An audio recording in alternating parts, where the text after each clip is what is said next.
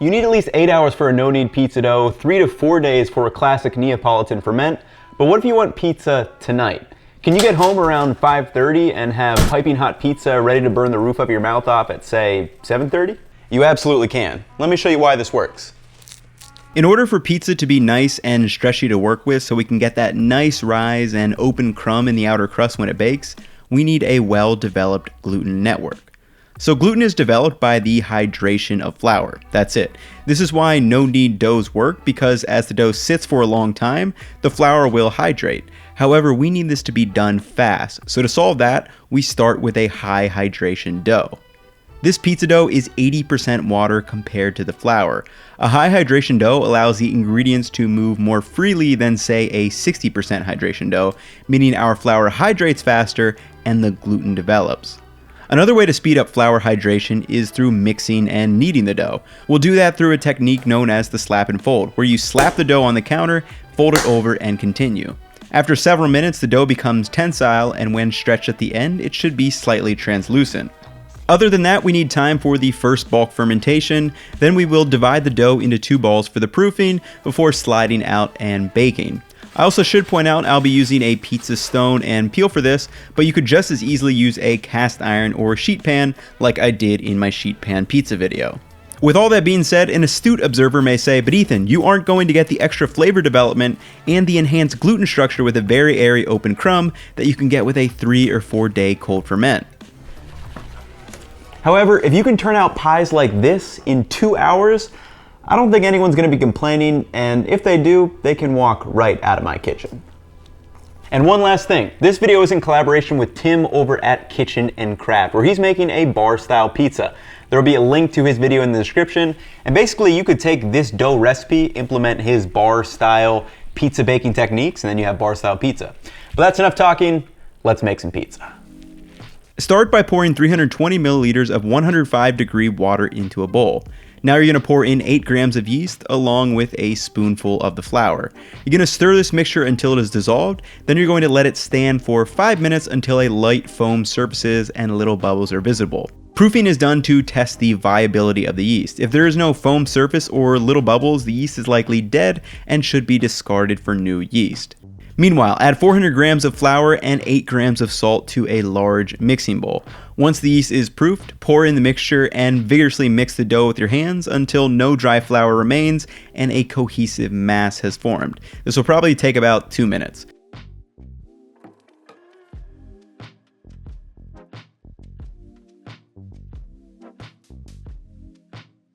The dough will be very sticky at this point, so cover the bowl with plastic wrap, and we're going to let this rest for 15 minutes. Resting will allow the flour to start hydrating all on its own and make the dough a little bit easier to work with when we start slapping and folding. Once rested, dip your fingers in some cold water and gently stretch and fold the dough over onto itself in a circular pattern, rotating the bowl 90 degrees each time. Now flip the dough out onto the clean counter and the dough will be quite sticky. You're going to perform a slap and fold by picking the dough up and forcefully slapping it on the counter. Lift up the side closest to you and fold the dough over. Repeat the slap and fold for about 5 minutes until the dough starts to feel elastic and it will stretch further without tearing. The dough will still be fairly sticky during this stage, but it should start to stick more to itself rather than your hands in the counter, and it will start to get a little bit smoother. And really slap that dough for all it's worth. We need that flour to get hydrated.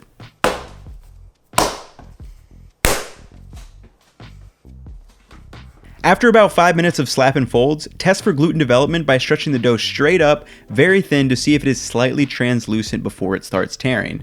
This gluten window test is the key to understanding if the flour has been hydrated. If the dough tears before getting to a slightly translucent window, keep doing the slap and folds. This is not a stage where you want to skimp on the time. With our gluten developed, place the dough back into the bowl and we're going to cover this with plastic wrap. You're going to let that covered dough rise for 40 minutes where it should become close to, but not quite doubled in size. Take the risen dough and drizzle over a spoonful of oil over the dough and work it into a large ball while it is still in the bowl. Now you're going to turn the dough out onto the counter and divide it into 2 360 gram portions. Now, using your hands, spin and twist each piece of dough into a taut dough ball. The dough ball should be fairly smooth all over and should have some captured air bubbles on the outside. You're going to drizzle a little bit more olive oil into the bowl and then place the dough balls inside. Once again, we'll be covering and letting these proof for another 30 minutes.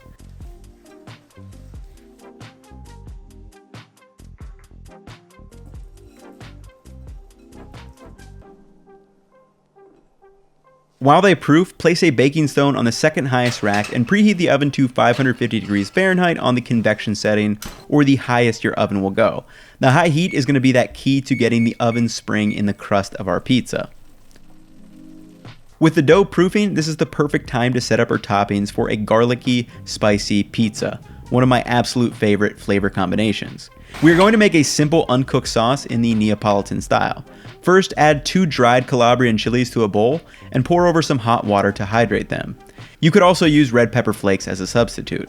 Now in the food processor, I added 28 ounces of some canned orange tomatoes from the summer, but you can use whatever tomatoes you have, and a nice pinch of salt, a drizzle of olive oil, and those rehydrated chilies.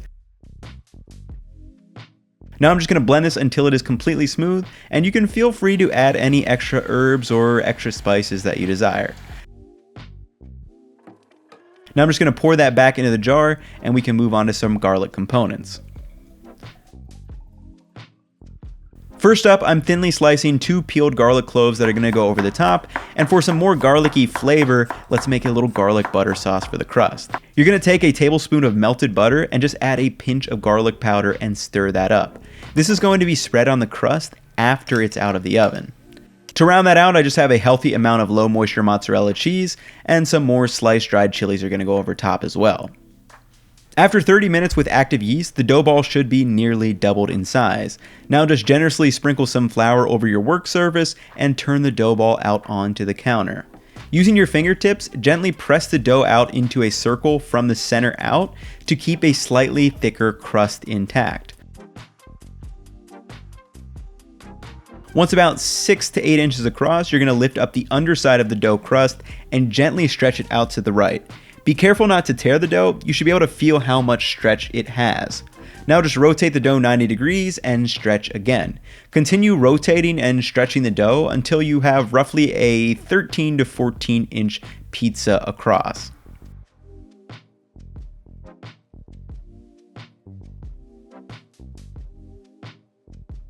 Now you're going to sprinkle some cornmeal over your wooden pizza peel and transfer the dough to the peel and perform one last final set of stretching and rotating to your desired shape. Now we're going to add our toppings. I'm going to slather over that spicy tomato sauce, which is absolutely gorgeous, and then add a big large sprinkle of the low-fat mozzarella cheese, then topping with our sliced garlic and some extra dried chili strips.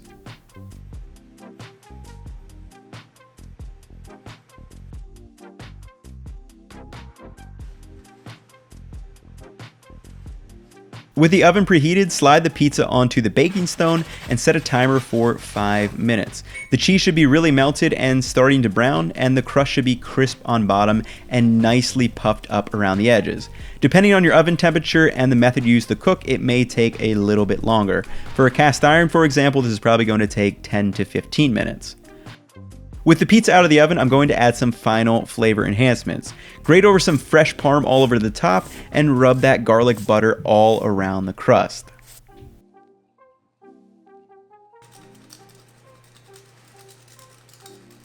And now, my friends, it is time to slice and enjoy.